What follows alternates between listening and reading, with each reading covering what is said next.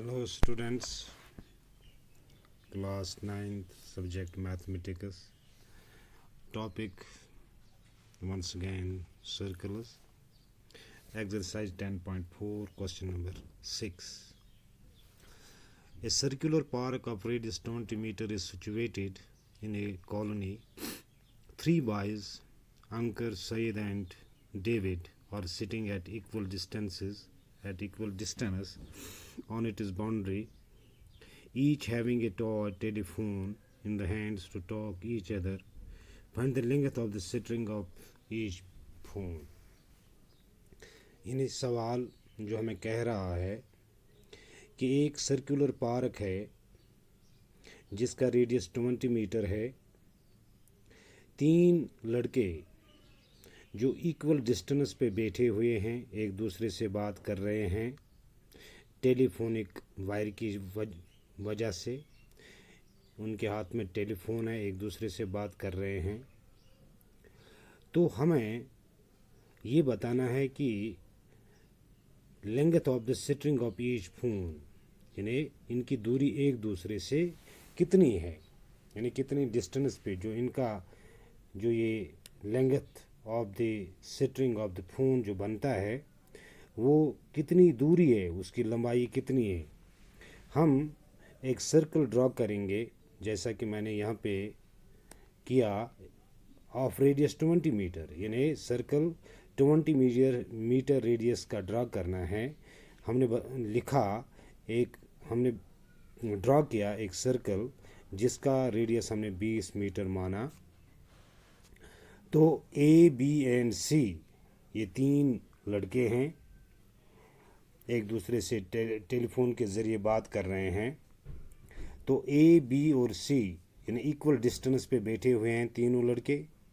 ए को बी से मिलाइए, बी को सी से मिलाइए और ए को सी से मिलाइए। अब यहाँ पर जब हम ये डॉटेड लाइन लेते हैं यानी इसका मतलब है ये रेडियस है, यानी O B is the radius, वो क्या है 20 मीटर है। इसी तरह ओ ए ये भी रेडियस ही है, वो भी 20 मीटर है, क्योंकि सर्कल का यानी सर्कुलर पार्क का जो रेडियस है वो 20 मीटर है। अब यहाँ से ए ओ डी आप ड्रॉ कीजिए परपेंडिकुलर किस पर, बी सी पर। तो हम यूँ ही चीज़ें लिखेंगे। गिवन हमारे पास है एक circular park of radius 20 metre, A B, B C और ए सी ये आपस में बराबर हैं, इसलिए हम लिख सकते हैं A B is equal to B C is equal to A C. अब चूँकि हमें क्या मालूम करना है, find the distance between the 3 boys, या हम यूँ भी ऐसे भी लिख सकते हैं find the length of the string, find the length of the string of the telephone. Let A B is equal to B C is equal to A C is equal to x metre. हम मानते हैं कि ए B, B C और A सी ये जो already बराबर हैं, मानते हैं ये एक्स मीटर के बराबर, यानी इनकी जो लेंथ है वो एक्स मीटर है। अब यहाँ पर ए डी ड्रॉ कीजिए परपेंडिकुलर बी सी पर, या ऐसे भी लिख सकते हैं A O D perpendicular on B C. Draw A O D perpendicular on B C.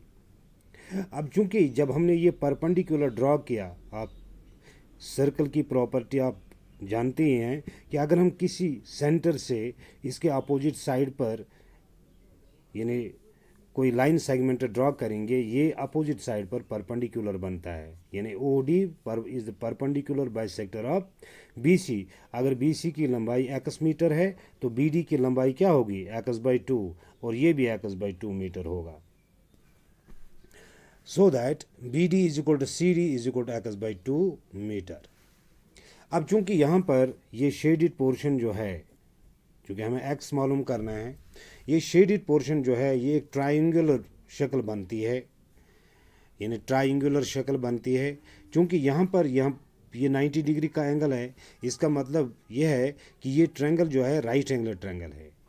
अब चूँकि पाइथागोरस ने इसके लिए एक प्रूफ दिया है कि the square of the hypotenuse is equal to sum of squares of the other 2 sides, इसलिए हम इसी ट्रायंगल से एक साइड मालूम करने की कोशिश करेंगे, वो है यानी हम पाइथागोरस थ्योरम इस्तेमाल करेंगे।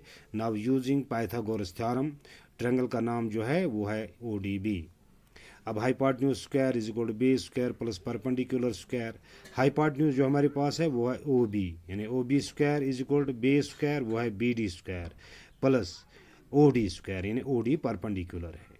अब चूंकि OB स्क्वायर जो है, OB हमारे पास जो है वो 20 है। अब इसलिए हम लिख सकते हैं 20 square is equal to BD जो है वो x/2 है, इसके ऊपर है स्क्वायर तो ब्रैकेट डाल सकते हैं ऊपर स्क्वायर प्लस, अब यहाँ पर OD जो है वो 10 है।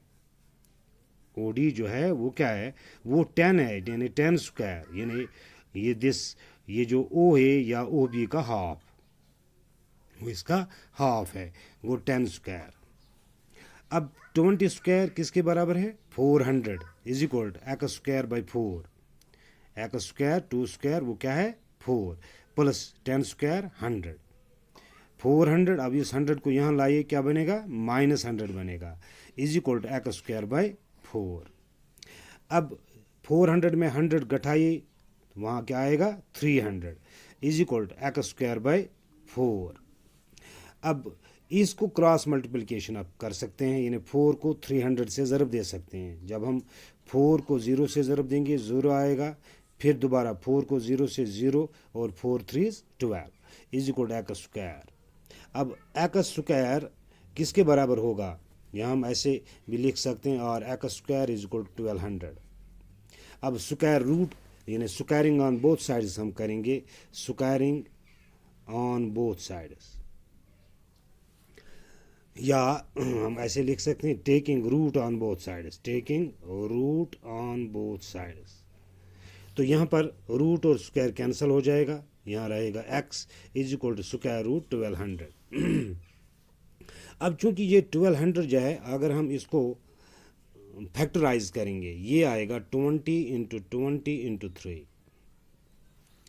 20 इंटू 20 क्या बनेगा 400, 400 को 3 से ज़रब दीजिए, क्या बनेगा 1200।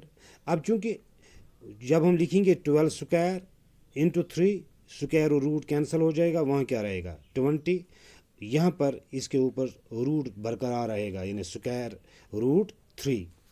तो इसलिए हम कह सकते हैं इनकी जो टेलीफोनिक ये स्ट्रिंग जो है उसकी लेंथ क्या बनेगी, वो बनेगी 20 square root 3 metre, 20 square root 3 metre. Hence proved. Thank you.